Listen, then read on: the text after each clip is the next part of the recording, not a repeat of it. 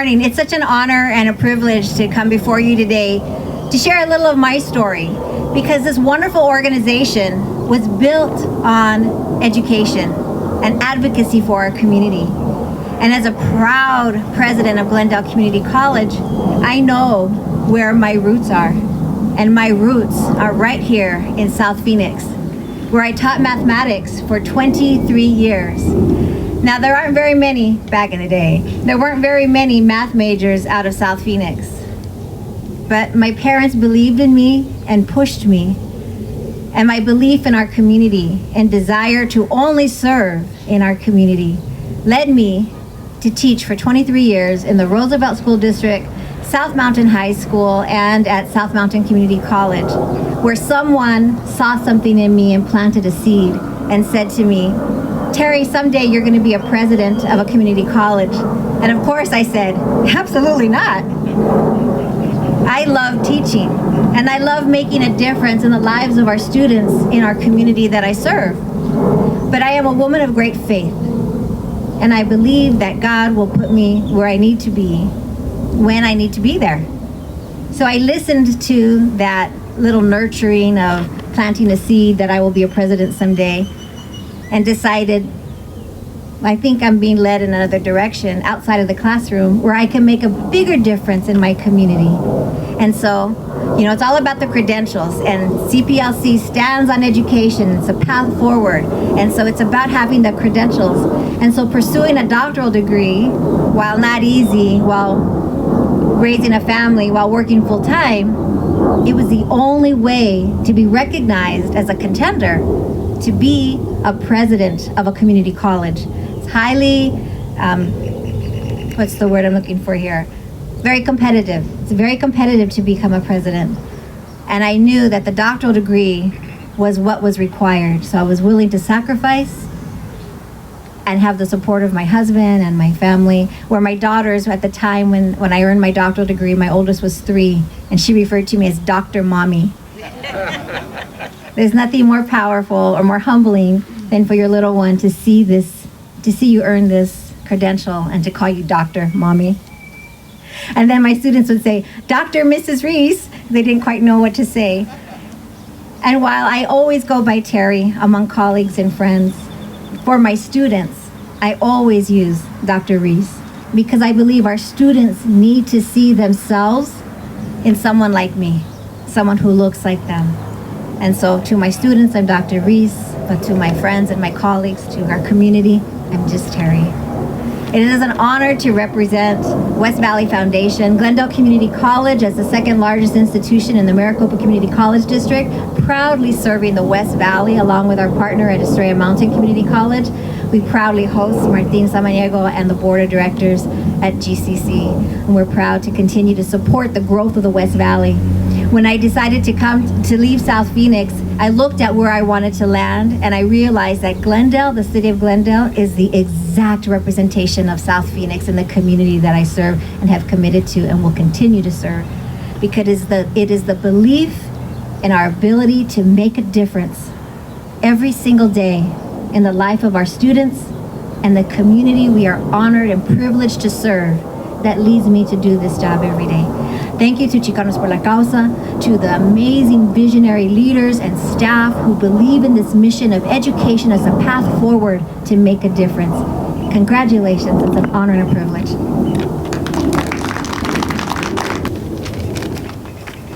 Good morning and welcome.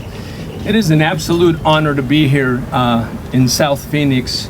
As Terry said, it's exactly the same as Glendale. I grew up in the barrios of Glendale, and I'm in the barrios of South Phoenix. It's excellent to be here. And Terry, thank you so much. You are an inspiration to every little boy, every little girl in our communities. You educated yourself, and you continued your life educating others. You're an inspiration to me and an inspiration to everybody else.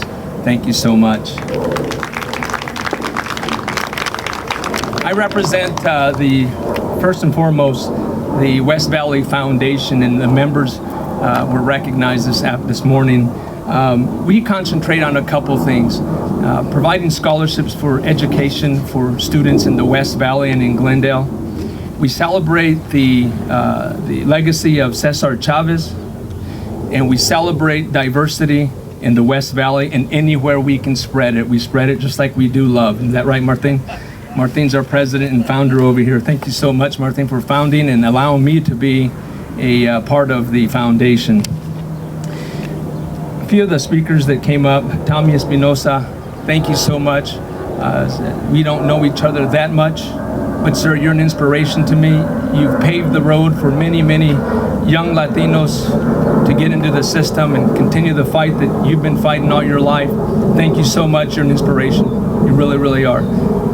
Tio Tachia's in the room here somewhere. Theo, you also are an inspiration. You've been leading communities in the state of Arizona, from Flagstaff to Phoenix in the Southwest Valley. Thank you so much, brother. I love you. I love you so much. Let's begin. Thank you again for being here. I'm honored to have been invited to take part in such an important event. As the Vice Mayor of the City of Glendale and a board member of the West Valley Foundation, I know firsthand the impact Chicanos Por La Causa has on communities. I do. It was over 50 years when the first Visionaries of CPLC heard the 3 words served as their rallying cry. Si se puede. Inspired by the words of Cesar Chavez, they launched an organization in Santa Rita Hall in 1969. I was 1 year old. From a humble start to now being in 5 states, the remarkable accomplishments of the past 7 presidents have helped needs of thousands. Today, CPLC is the perfect example of what nonprofit organizations accomplish through creativity, innovative concepts. I would like to recognize 4 of the former presidents of the organization who have joined us today. Beginning with Juan Alvarez. Where are you, sir? If you'll stand. Thank you. Secondly, Art Othon. Will you stand? Again, Tommy Espinosa. Fine gentlemen. You are an inspiration to your communities. Thank you so much for your advocacy and all the years you've been leading your communities. And Hidalgo, Edmundo Hidalgo.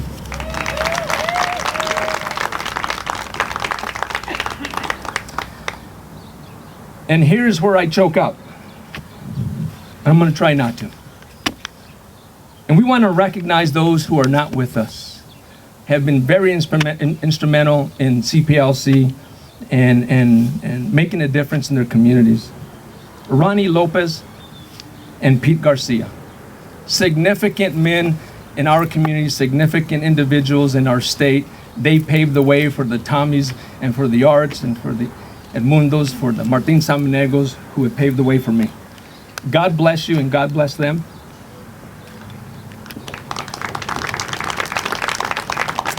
Let's move on. Allow me a moment to tell you a little bit about current President and CEO David Adame. He was born and raised in South Phoenix.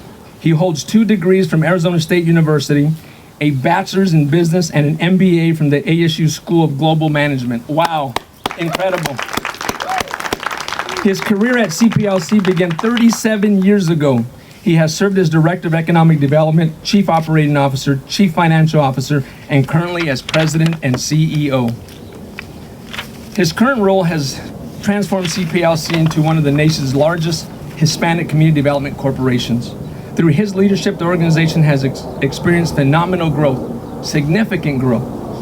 It now provides critical socioeconomic and educational services in Arizona, Nevada, New Mexico, California, Texas, and Mexico. Under his leadership, CPLC has funded more than $7.6 billion in PPP loans in 2021. Folks, that is incredible. These are families through the pandemic that were going to lose their businesses and lose their livelihood because of CPLC. David Adame and your staff, they are here today, still operating. Thank you, brother. Thank you so much for all you've done. Supporting nearly 500 small businesses and entrepreneurs across all 50 states, not just here in Arizona. DC, Guam, and Puerto Rico. His vision for the organization is only limited by his imagination and creativity and passion for addressing the needs of our communities. Please, everybody, stand and let's welcome David Adame, CEO of CPLC. David, will you please come up?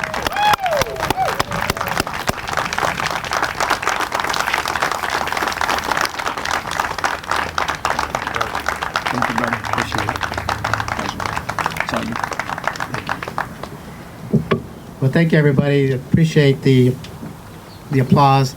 But the applause goes to my team. I always defer. You're only as good as your team, and they have done fantastic through the pandemic.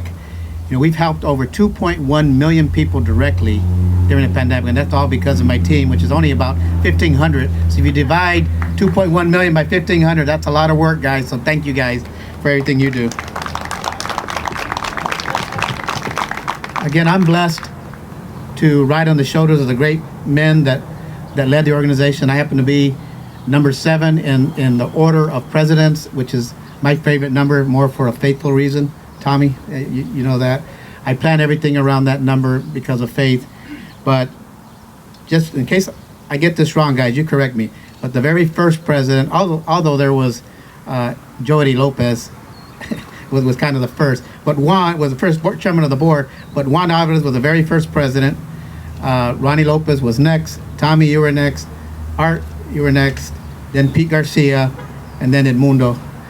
All great individual leaders that are all mentors of mine, and I've always reached back out to them to make sure that CPLC is doing the right things and serving our community the way it should be serving the community. So thank every one of you guys for all the work you've helped me with. And the ones that don't have something named after them, that we have the Tommy Espinosa Scholarship Program, we have the Pete Garcia Teachers Awards, right? And then who do we have? Who am I missing? We have another award after. Oh, Ronnie Lopez. We named the golf tournament after Ronnie Lopez. So the rest of you three know that something's coming. We're working on it. I'm not going to forget about you. But I'm excited to be here because today is very special because there's folks that come back all the way back to school for me, the Hispanic Business Student Association, right? I see powerful women that are now leading their area. Let me see. Sandy Mendes is out there, Lisa Lopez. Who am I forgetting here? Lena, how could I forget you? You worked at CPLC, Lena Alvarez. I know those are your names have changed a little bit, but I still remember you by those names, so forgive me. And I'm excited to be here because we're celebrating Chicanos Por La Causa, right? So Jesus, it goes back a little deeper in it, right? Because Chicanos came from the Mexica tribe, right? Which was part of the Spaniards changed to Aztecs, right? And the Mexica tribe were known as the Yes people. So there's a little deeper root to the Si Se Puede. And so I'm proud to be here leading this organization. I also want to thank the West Valley Foundation. This is fantastic. Thank you, Martin. Really appreciate the honor that you're giving us. But I want to bring out a couple of things. This is Women's History Month. And I've got some powerful Latinas running this organization with me. Actually, they're probably running it more than I am. But the first one I'll acknowledge is our Chief Financial Officer, Alicia Nunez. Please stand up.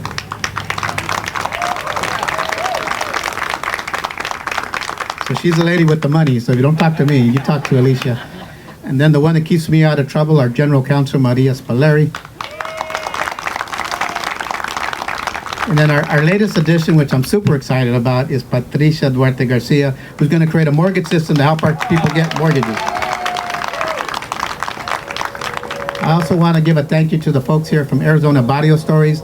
It's a new organization that CPLC is supporting to document Latino history, Chicano history here in the state of Arizona. Martin Sanchez and others here, thank you for what you're going to be doing for our community.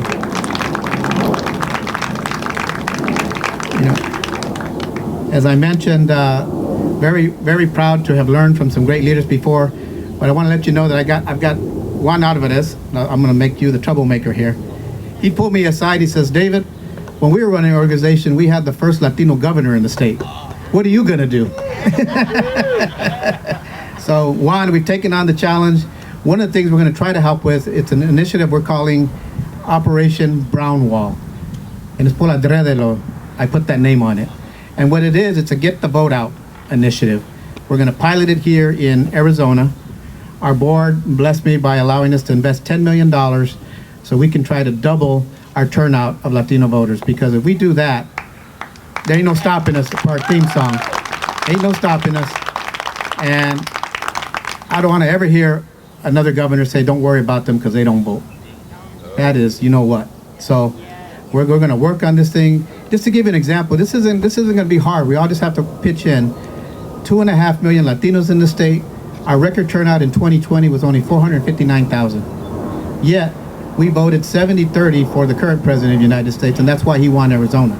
I don't want credit going to anybody else. It was Latinos, so Biden better be paying attention to us.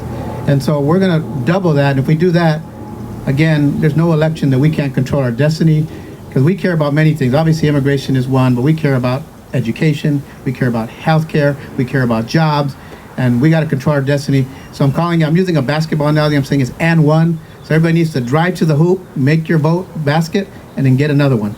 And if we do that, then we double it up, and then we can make big differences in our community. Because that's why we changed our mission to say we drive economic and political empowerment, because they go hand in hand. If you don't have one or the other, it's not going to work. They can always, break it up for us. The other thing that I want to talk about is, Jesus mentioned to it. One thing that I'm very proud of is that during the pandemic, I got a call from the Biden administration, and they said, David, we need your help. We've got these young kids coming across the border from Central America, and they're in horrible conditions. So I said, okay, what do you need? And after some negotiations, I said, we're not going to take this on if you're going to keep them in chain link fences, if you're not going to give them proper food, proper care, proper education. And because I know they needed us, I stood strong, and they did do that for us. And we ended up helping 1,800 kids get reunited with a family member, a relative, or something like that during this last time. In 6 weeks, we ended hiring 2,000 people. Think about that, 2,000 people, adults overseeing so many children. And believe me, we got in with our partner. We had a very tough partner that didn't really care about the kids. It was a number to them.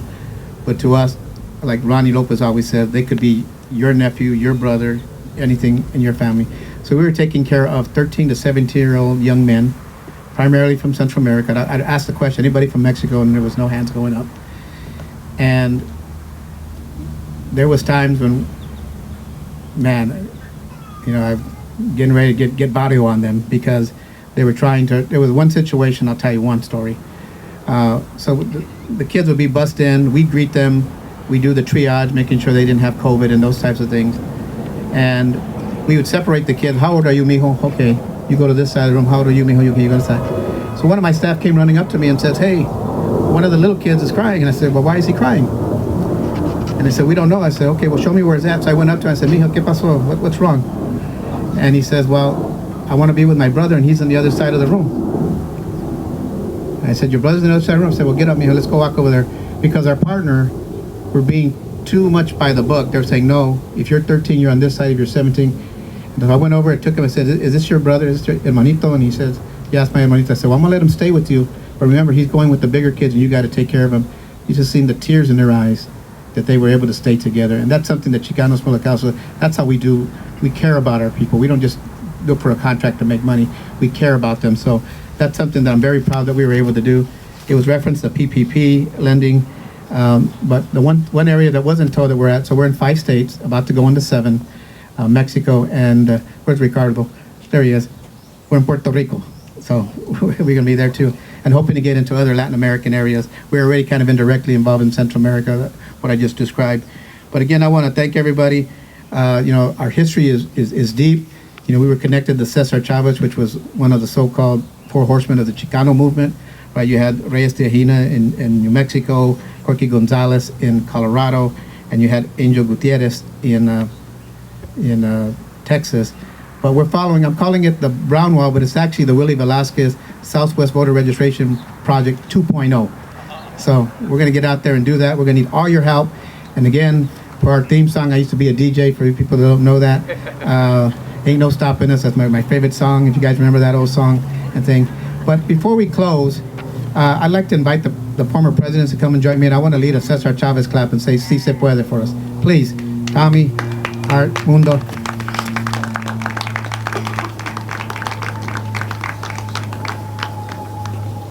At the end, we go, Viva Chicanos Por La Causa.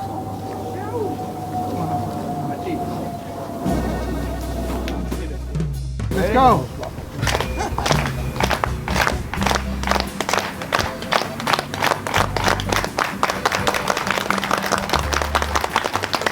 ¡Viva Chicanos por la causa! ¡Viva! ¡Viva los movimientos! ¡Viva! Gracias. Sí se puede, sí se puede. ¡Que viva la Virgen de Guadalupe! ¡Viva!